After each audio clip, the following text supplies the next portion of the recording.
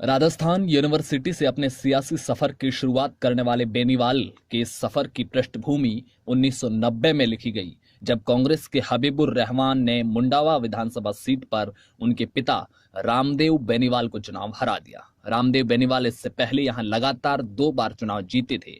1993 की विधानसभा में रामदेव बेनीवाल फिर से चुनाव हारे।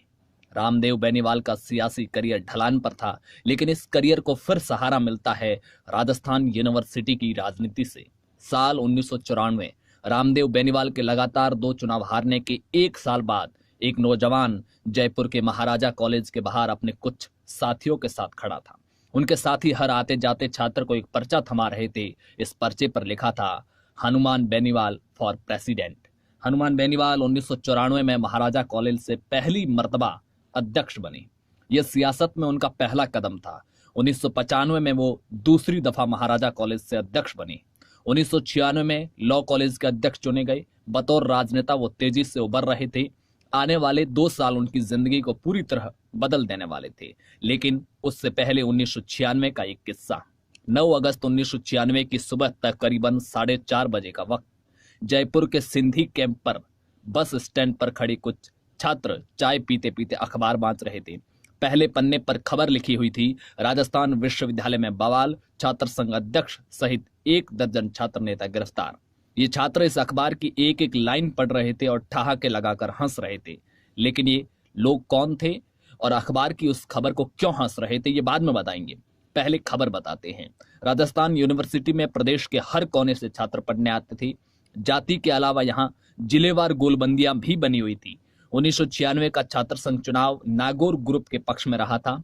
नागौर के नवाज से आने वाले महेंद्र चौधरी राजस्थान यूनिवर्सिटी के अध्यक्ष बने थे और बरण गांव के रहने वाले हनुमान बेनीवाल लॉ कॉलेज के अध्यक्ष चुने गए थे। जुलाई के अंत में ये लोग छात्र संघ का चुनाव जीते थे और अगस्त के पहले सप्ताह में विधानसभा का मानसून सत्र शुरू हो गया। विपक्ष के कई छात्र संगठनों ने अपनी मांगों को लेकर यूनिवर्सिटी बंद करने का आह्वान किया। राजस्थान यूनिवर्सिटी उस दौर में बंद और हड़तालों के लिए जानी जाती थी। ये दोनों नेता इस प्रचार के दम पर चुनाव जीतकर आए थे कि वो बंद और हड़तालों के चलते यूनिवर्सिटी के आम छात्रों की पढ़ाई डिस्टर्ब नहीं होने देंगे। इसलिए ये दोनों नेता यूनिवर्सिटी बंद के खिलाफ थे। सुबह 9:15 बजे दोनों पक्ष यूनिवर्सिटी गेट पर आमने सामने हो गए। दोनों तरफ से तनाव बढ़ता जा रहा था। पुलिस ने छात्रों की भीड़ को हटाने के लिए लाठीचार्ज कर दिया। बदले में गुस्साए छात्रों ने पुलिस पर पत्थर बरसाने शुरू कर दिए। करीब 3 घंटे चली इस लाठी पत्थर की जंग में दोनों तरफ से कई लोग घायल हुए। प्रदर्शन पर लगाम लगाने के लिए पुलिस ने 1 दर्जन से ज्यादा छात्रों को गिरफ्तार कर लिया। इसमें महेंद्र चौधरी और हनुमान बेनीवाल भी शामिल थे। गिरफ्तार किए गए छात्रों को पहले बजाज नगर थाने लेकर जाया गया और वहां से इन्हें केंद्रीय कारागार भेज दिया गया। कहते हैं कि उस समय इन छात्र नेताओं का ऐसा रोला था कि जेल की बैरक से निकल कर कई कैदी इन्हें देखने के लिए बाहर आ गए।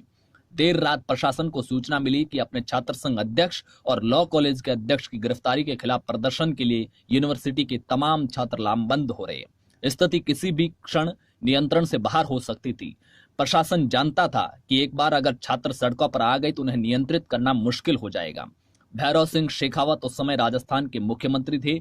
विधानसभा सत्र के दौरान वो राजधानी में छात्रों का कोई आंदोलन नहीं चाहते थे। स्थिति पर काबू पाने का एक ही जरिया था, गिरफ्तार किए गए छात्र नेताओं को तुरंत रिहा कर दिया जाए। लेकिन इसमें भी एक दिक्कत थी। जेल के कायदे के हिसाब से सूरज डूबने के बाद जेल के दरवाजे नहीं खोले जा सकते थे।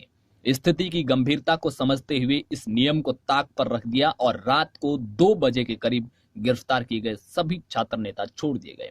जब तक ये लोग जेल से छूटकर आए, शहर के अखबार छप चुके थे। सिंधी कैंप पर चाय पीते पीते ये लोग अपनी ही गिरफ्तारी की खबर पढ़ रहे थे। अब आप समझ गए होंगे कि खबर पढ़ने वाले भी हनुमान बेनीवाल ही थे और खबर भी हनुमान बेनीवाल की गिरफ्तारी की थी। 5 सितंबर 1997 एक लड़की ने जेसी बॉस हॉस्टल के कुछ छात्रों पर मामला दर्ज कराया। शिकायत के मुताबिक जेसी बॉस हॉस्टल के एक कमरे में ओम बेनीवाल नाम के एक छात्र की राजस्थान पुलिस में चुने जाने की खुशी में पार्टी चल रही थी और लड़के शराब पी रहे थे और वीसीआर पर ब्लू फिल्म चल रही थी। इन लोगों ने उसे कमरे में बंद किया और विजय दहिया के साथ मिलकर नशे में धुत 9 छात्रों ने उसके साथ बलात्कार किया। जयपुर में हुए इस बलात्कार के बाद जनता का गुस्सा फूट पड़ा। 1 महीने पहले ही शिवानी जडेजा नाम की एक स्कूल छात्रा पर तेजाब फेंका जा चुका था। जुलाई के महीने में स्कूल में पढ़ने वाली शालिनी तंवर को अगवा करके रेप की खबरें शहर में अखबार में छाई रही। 2 मामलों से जुड़े आरोपी राजनीतिक घरानों के आते थे। यहां तक कि एक पुलिस अधिकारी भी पीड़िता की यौन शोषण का आरोपी था। ऐसे में पुलिस किसी भी आरोपी को हाथ लगाने से बच रही थी। इससे जनता का गुस्सा बढ़ गया। 8 सितंबर की रोज 100 के करीब छात्र जयपुर के महाराजा कॉलेज के सामने पीड़िता के पक्ष में धरना दे रहे थे। इन प्रदर्शनकारियों ने रास्ते पर जीप खड़ी करके रास्ता जाम कर दिया। लड़के बैनर लेकर खड़े थे। पुलिस की तरफ से रास्ता खुलवाने के लिए लाठीचार्ज शुरू हुआ। आक्रोशित छात्रों ने जवाब में पुलिस पर पथराव शुरू कर दिया। बैनर के डंडे निकालकर कई छात्र पुलिस वालों पर भिड़ गए। जेसी बॉस हॉस्टल कांड के विरोध में हुए इन प्रदर्शन के चलते हनुमान बेनीवाल छात्रों के बीच और ज्यादा लोकप्रिय हुए। 1997 में हुए छात्र संघ के चुनाव में वो दोनों बड़े छात्र संगठनों एनएसयूआई और एबीवीपी का दामन थामने की बजाय निर्दलीय लड़े और बड़े आराम से चुनाव जीत गई। राजस्थान यूनिवर्सिटी में देश की दूसरी यूनिवर्सिटी की तरह ही 12वीं क्लास में मिले प्रतिशत के आधार पर ही एडमिशन होता था। गांव में पढ़ने वाले छात्रों के पास शहरों की तरफ बेहतर संसाधन नहीं होते थे।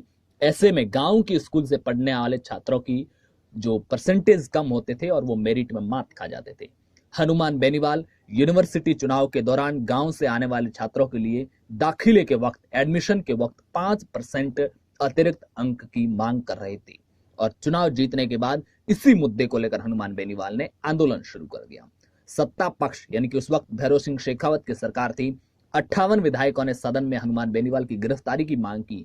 नतीजतन उन्हें राजस्थान यूनिवर्सिटी में धरना देते हुए गिरफ्तार कर लिया गया। वो कुल 8 दिन जेल में रहे और बाहर छात्र सरकार के खिलाफ मोर्चा बांधकर बैठे हुए थे। आखिरकार उनकी मांग मान ली गई। 5% बोनस अंक मिलने की वजह से अगले ही साल यानी कि 1998 में आने वाले 8000 ग्रामीण क्षेत्र के अतिरिक्त छात्रों को वहां पर एडमिशन मिल पाया। हनुमान बेनीवाल के पिता रामदेव बेनीवाल 1990 और 1993 का विधानसभा चुनाव हार चुके थे। राजस्थान में वो जिस जनता दल का झंडा ढो रहे थे वो 1991 में चंद्रशेखर की सरकार गिरने के साथ कई टुकड़ों में टूट चुकी थी। इन कठिन समय में उनका साथ दिया भैरव सिंह शेखावत ने। वही भैरव सिंह शेखावत जिनके खिलाफ हनुमान बेनीवाल जयपुर में छात्र आंदोलन का नेतृत्व कर रहे थे। रामदेव बेनीवाल और शेखावत का परिचय जनता पार्टी के समय था। शेखावत के कहने पर ही रामदेव बीजेपी में आ गए। 1998 का विधानसभा चुनाव उनकी सियासत की अग्नि परीक्षा की तरह था। इस चुनाव में हार का मतलब था उनकी सियासी पारी का अंत। रामदेव इस सीट से बीजेपी के प्रत्याशी के तौर पर नामांकन भर चुके थे। 8 दिसंबर 1998 को राजस्थान में विधानसभा के चुनाव होने वाले थे। वोटिंग होने वाली थी। चुनाव के लिए कैंपेन जोर पकड़ रहा था, लेकिन इसी बीच 12 नवंबर को अचानक खबर आई कि दिल का दौरा पड़ने की वजह से रामदेव बेनीवाल का इंतकाल हो गया। ये परिवार और पार्टी दोनों के लिए अप्रत्याशित था। पार्टी के आला लीडर बेनीवाल के घर मातम पुरसी के लिए पहुंचे। वहां यह तय हुआ कि रामदेव बेनीवाल की सियासी विरासत को हनुमान बेनीवाल आगे ले जाएंगे। जरूरी क्रियाक्रम से फुर्सत पाकर हनुमान अपने नामांकन के लिए निर्वाचन अधिकारी के पास पहुंचे, लेकिन वहां जाकर उन्हें पता चला कि किसी भी उम्मीदवार के देहांत होने की स्थिति में हर राजनीतिक दल को 7 दिन के भीतर चुनाव आयोग को सूचना ये भेजनी होती है कि अब उनका नया उम्मीदवार कौन होगा। भारतीय जनता पार्टी की तरफ से यह सूचना भेजने में देरी हो गई और ऐसे में हनुमान बेनीवाल नामांकन अपने पिता की जगह नहीं कर पाए। पिता की मौत के बाद उनकी सियासी विरासत का छीनना उनके लिए दूसरा धक्का था। अब एक और झटका लगने वाला था। हनुमान बेनीवाल मूल रूप से नागौर के बरण गांव के रहने वाले थे। 1959 से ही इस गांव में सरपंचाई उनके परिवार के पास रही है। बरण गांव में एक परंपरा है कि धुलंडी के दिन गांव के सभी लोग ठाकुर जी के मंदिर में इकट्ठा होते हैं। अगर गांव में किसी का झगड़ा चल रहा है तो उसे इसी दिन जाजम पर बैठकर सुलझा लिया जाता है। 10 मार्च 2001 के रोज लोग इसी रवायत के चलते ठाकुर जी के मंदिर में इकट्ठा हुए और इस बार मामला था सामुदायिक सभा भवन को लेकर। सरकार की तरफ से गांव में एक सामुदायिक सभा भवन मिला था जो कि वहां गांव की जमीन पर बनना था, लेकिन गांव में जमीन पंचायत की नहीं होने की वजह से वो सामुदायिक सभा भवन मंदिर की जमीन पर बनेगा। लेकिन यहां पर एक व्यक्ति जो उनका नाम परमाराम था, उन्होंने कहा कि ये जो सभा भवन बन रहा है उसका एक हिस्सा मेरी जमीन पर आ रहा है। इसी को लेकर बातचीत हो रही थी। परमाराम किसी बात को लेकर मानने को तैयार नहीं थे। बातचीत की जगह हाथापाई हो गई। इसी गहमा गहमी में बंदूक निकल गई। हाथापाई के दौरान जमीन पर गिरे परमाराम के कंधे पर पॉइंट ब्लैंक रेंज गोली मार दी गई। उन्होंने मौका वारदात पर ही दम तोड़ दिया। इस मामले में लिखी गई एफआईआर में गांव के सरपंच प्रहलाद बेनीवाल, उनके भाई हनुमान बेनीवाल और नारायण बेनीवाल का नाम शामिल था। प्रहलाद को उसी दिन गांव से गिरफ्तार कर लिया गया। हनुमान बेनीवाल घटना के तीसरे दिन पुलिस गिरफ्त में थे। इस मामले में वो 88 दिन लगातार जेल में रहे। पहले पिता की मौत, फिर नामांकन रद्द होना और उसके बाद में कत्ल का केस। बेनीवाल परिवार के लगभग सभी मर्द इस केस में जेल के अंदर थे। परेशानी की ऐसी कड़ी जो खत्म होने का नाम नहीं ले रही थी। इस कत्ल केस में फंसा परिवार किसी तरह बाहर निकलता उससे पहले एक और ट्रेजेडी हो गई। हनुमान के बड़े भाई प्रहलाद ने दिल के दौरे की वजह से जेल में ही दम तोड़ दिया, जो कि उस वक्त गांव के सरपंच थे। इस घटना ने परिवार को पूरी तरह तोड़ दिया। हालांकि बाद में बेनीवाल जेल से बाहर आ गए थे क्योंकि इनके खिलाफ कोई पर्याप्त सबूत नहीं मिला था। पुलिस जांच के मुताबिक घटना के वक्त हनुमान बेनीवाल उस जगह पर नहीं थे जहां यह घटना हुई। 2003 में बीजेपी से टिकट नहीं मिला तो लोकदल के टिकट पर बेनीवाल ने अपने पिता की मुंडावा विधानसभा सीट से मैदान में उतरे। बीजेपी ने इस सीट पर उषा पूनिया को मैदान में उतारा। उषा पूनिया पूर्व विधायक गौरी पूनिया की बहू थी। उषा पूनिया का नाम याद रखिएगा क्योंकि आगे एक किस्सा आएगा जिसमें उषा पूनिया महत्वपूर्ण है। कांग्रेस के टिकट पर लड़ रहे थे हबीबुर रहमान, वही हबीबुर रहमान जिन्होंने 1990 और 93 के चुनाव में हनुमान बेनीवाल के पिता रामदेव बेनीवाल को चुनाव हराया था। इस त्रिकोणीय संघर्ष में उषा पूनिया को मिले 39,027 वोट, हनुमान बेनीवाल को मिले 35,724 वोट, हबीबुर रहमान को मिले 32,479 वोट। इस तरह हनुमान बेनीवाल ये मुकाबला 3,303 वोटों से हार गए। नागौर जाट राजनीति का केंद्र था। यहां जाट राजनीति का सबसे बड़ा चेहरा मिर्धा परिवार थे, लेकिन 2003 के विधानसभा चुनाव में रामनिवास मिर्धा के बेटे हरेंद्र मिर्धा बीजेपी के गजेंद्र सिंह खिंवसर से चुनाव हार गए तो मिर्धा परिवार का रसूख काफी कम होने लगा और उनके सियासी रसूख को बट्टा लग गया। इससे नागौर में नए जाट चेहरे को उभरने को मदद मिली। हनुमान बेनीवाल इस खाली जगह को भरने में तेजी से आगे बढ़ रहे थे। इसी बीच पास ही की तहसील डीडवाना में हुए जीवन राम गोदारा हत्याकांड ने उन्हें जाटों के नेता के रूप में उभरने का मौका दिया। दरअसल जीवन राम गोदारा एक बड़ा क्रिमिनल था और उसने मदन राठौर नाम के एक राजपूत की पत्थर से पीट पीट कर हत्या कर दी थी। इसका बदला आनंदपाल सिंह ने लिया और 27 जून 2006 की दोपहर जीवन राम गोदारा डीडवाना बाजार में अपने घर के नीचे बनी दुकान पाटीदार बूट हाउस में बैठा चाय पी रहा था। आनंदपाल अपने 5 दूसरे साथियों के साथ वहां पहुंचा और उसने एक के बाद एक 13 गोलियां जीवन गोदारा के शरीर में दाग दी। दो अपराधियों की लड़ाई ने देखते ही देखते जाट बनाम राजपूत का मोड़ ले लिया। हत्या के कुछ घंटे बाद ही डीडवाना राज्य के दूसरे हिस्सों से कट गया। जीवन राम गोदारा को न्याय दिलाने के नाम पर पूरे आसपास के जिलों से जाट डीडवाना पहुंचने लगे। जीवन राम गोदारा उस समय की मुंडवा विधायक उषा के पति विजय पूनिया का करीबी माना जाता था। यही वजह थी कि वहां के लोकल एमएलए उषा ने उस समय वसुंधरा राज्य सरकार में मंत्री थी और इस वजह से विजय पूनिया गोदारा की मौत के बाद खड़े हुए प्रदर्शन से पूरी तरह दूर रहे। इसके उलट हनुमान बेनीवाल पूरे समय इस आंदोलन में सक्रिय रहे। इसने उन्हें जाट युवाओं के बीच लोकप्रिय होने में काफी मदद की। वो तेजी से युवा जाट नेता के रूप में उभरने लगे। 2008 के परिसीमन के बाद मुंडवा सीट खत्म हो गई और खिंवसर नाम से एक नई सीट बनी। हनुमान बेनीवाल को 2008 के विधानसभा चुनाव में खिंवसर से बीजेपी की टिकट मिल गई। कांग्रेस ने उनके सामने डॉक्टर सहदेव चौधरी को टिकट दी। बीएसपी के टिकट पर लड़ रहे दुर्ग सिंह चौहान ने मुकाबले को त्रिकोणीय बना दिया। इस मुकाबले में सफलता बेनीवाल को मिली।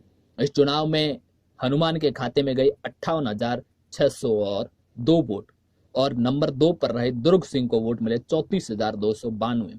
कांग्रेस के सहदेव चौधरी को सिर्फ 17,124 वोट हासिल हुए। माने लंबे संघर्ष के बाद में यानी कि 1990 में जब हनुमान बेनीवाल के पिता पहली बार हबीबुर रहमान के सामने चुनाव हारे, फिर 93 का हारे, 98 के चुनाव से पहले पिता की मौत हो गई और हनुमान बेनीवाल पर्चा नहीं भर पाए। 2003 में बीजेपी ने टिकट नहीं दिया। यानी कि पिछले करीब 20 सालों बाद में अपने पिता की विरासत को आगे बढ़ाने की ओर बढ़ चुके थे, पर अभी भी आगे बहुत सफर बाकी है। 2013 में हनुमान बेनीवाल निर्दलीय विधायक बने। उसके बाद में 2018 के चुनाव में उन्होंने अपनी नई पार्टी आरएलपी बनाई और वो फिर से विधायक बने और 2019 के लोकसभा चुनाव में उन्होंने एनडीए के साथ गठबंधन किया। और नागौर लोकसभा सीट से चुनावी मैदान में हैं। आप हमें नीचे कमेंट बॉक्स में बताइए कि हनुमान बेनीवाल के बारे में आप क्या जानते हैं, उनके व्यक्तित्व को लेकर आप क्या जानते हैं, क्या आप उन्हें पसंद करते हैं, क्या आपको लगता है कि वो एक अच्छे नेता हैं, क्या वो नागौर से अपनी सियासत को, राजनीति को आगे बढ़ा पाएंगे या उन्हें और कोई वहां से चुनौती दे सकता है। इस बारे में आप नीचे हमें कमेंट बॉक्स में बताइए। अगर ये वीडियो पसंद आए तो लाइक कीजिए, हमारे चैनल को अभी तक सब्सक्राइब नहीं किया तो सब्सक्राइब कीजिए। मिलेंगे अगले वीडियो में, तब तक के लिए नमस्कार। जय हिंद, जय भारत।